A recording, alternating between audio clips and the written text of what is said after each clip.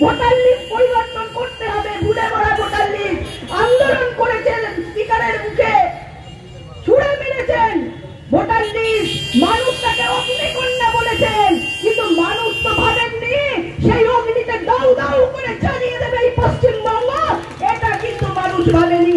আজকে মানুষ অনুভব করছে যে একমাত্র এই যে অগ্নিকন্যা যাদের তখন বলেছিলেন দাউ দাউ করে জ্বালিয়ে দিচ্ছে এই পশ্চিমবঙ্গকে, এর হাত থেকে মুক্ত করতে হবে এই পশ্চিমবঙ্গকে।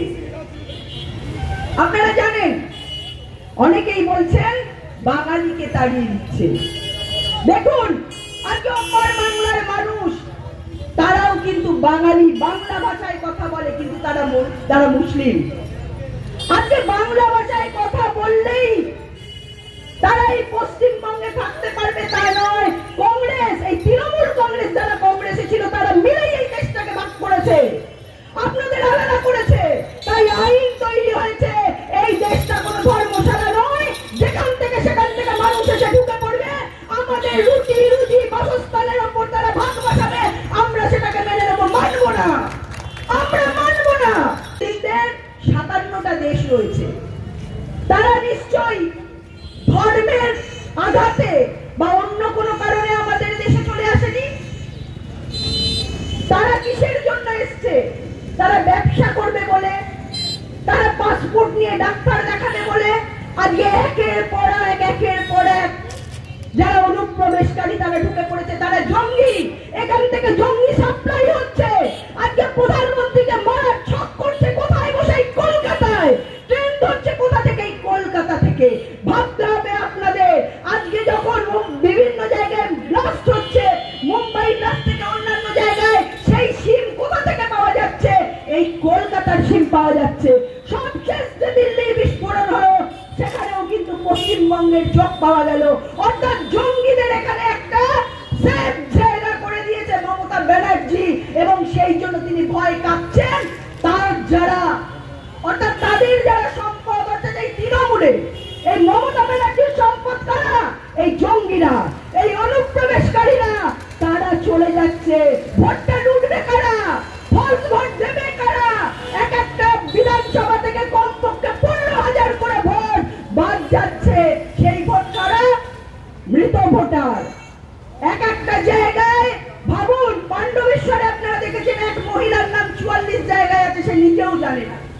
অর্থাৎ এইরকম 10 জায়গায়, 5 জায়গায়, 12 জায়গায়, 18 জায়গায়, 20 জায়গায় এক একজনের নাম তুলে দিয়েছে। আর এই ফলস ভোট করাচ্ছে, অর্থাৎ সকালবেলা টুপি পরে, দিনের বেলা লুঙ্গি পরে, বিকেল বেলা প্যান্ট পরে, সন্ধ্যেবেলা হিজাব পরে যারা ভোট দিয়ে যাচ্ছেন, এই সম্পদ বেরুনি রাখতে চাইছেন। কিন্তু আমরা নয়, পশ্চিমবঙ্গের আইন, এখানকার গণতন্ত্র, আমরা তার পক্ষে। আমরা এদেরকে এখানে রাখতে দেব না। অর্থাৎ সত্যিকারের যারা ভোটার, আমরা তাদের একটা নামও বাদ দিতে দেব না। একটা নাম বাদ গেলে আমরা ইলেকশন কমিশনের কাছে ধর্ণা দেব। কারণ এই পশ্চিমবঙ্গ বাঁচানোর দায়িত্ব ভারতীয় জনতা পার্টি। কারণ শ্যামাপ্রসাদ মুখার্জি এই পশ্চিমবঙ্গকে রক্ষা করেছিলেন, আর কেউ নয়। সেই তার পার্টি, এখানে যারা গণতান্ত্রিক অধিকার নিয়ে আছে, এখানে যারা ভোটার আছে, তাদের রক্ষা করার দায়িত্ব ভারতীয় জনতা পার্টি নেবে। কোন হিন্দু বাঙালি যারা 2024 31 ডিসেম্বর ওই ভারতবর্ষে এসছেন, তাদেরকে এই পশ্চিমবঙ্গ ছেড়ে, এই ভারতবর্ষ ছেড়ে যেতে হবে না। সেই আইন করে দিয়েছে নরেন্দ্র মোদীজি, সেই আইন করে দিয়েছে অমিত শাহজি, তাদেরকে আমরা ধন্যবাদ জানাই। ফরেন যে আইন রয়েছে তার মাধ্যমে, ফরেন অ্যাক্টের মাধ্যমে। আগে ছিল 11 বছর, এখন সেটাকে কমিয়ে 5 বছর করেছে। অর্থাৎ আপনারা যদি বাংলাদেশ, পাকিস্তান, আপনারা আফগানিস্তান, বিভিন্ন জায়গা থেকে কোনো হিন্দু নিপীড়িত হয়ে, ধর্মের কারণে নিপীড়িত হয়ে আমাদের এই ভারতবর্ষে আসেন, তারা কিন্তু এখানে 5 বছর থাকলেই নাগরিকত্ব পাবেন। ঠিক আছে? তখন বলতে সবাই ফর্ম ফিল আপ করলে আমিও করব। কেন দিদিমণি, আপনি তো বললেন এসআইআর হতে দেবেন না, সবাই ফর্ম ফিল আপ বলে আপনি ফর্ম ফিল আপ করবেন। আপনি তো সবাইকে বারণ করেছেন এসআইআর কেউ ফর্ম ফিল আপ করবেন না, তাহলে আপনি কেন ফর্মটা নিলেন? আগে উত্তর দিন। শুনুন, এই মুখ্যমন্ত্রী ক্ষমতার জন্য যা খুশি তাই করতে পারে। যেরকম এই পশ্চিমবঙ্গের আম জনতাকে পথে বসিয়েছে, তারা তাদের রুটি রুজির জন্য আজকে আপনারা দেখেছেন চাকরি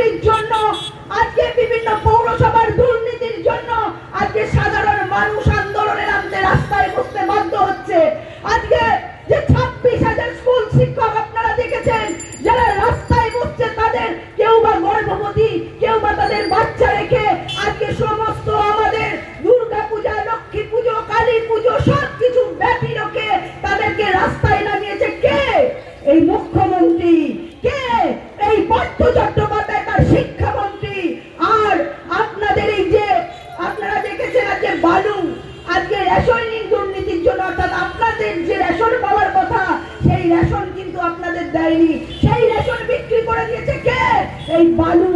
তো এদের একের পর এই দুর্নীতি আপনাদের আজকে ভাবতে হবে, যেটা আপনাদের ঠকিয়ে, আপনাদের সাথে প্রতারণা করে, আপনাদেরকে ভুল বুঝিয়ে একের পর এক করে চলেছে।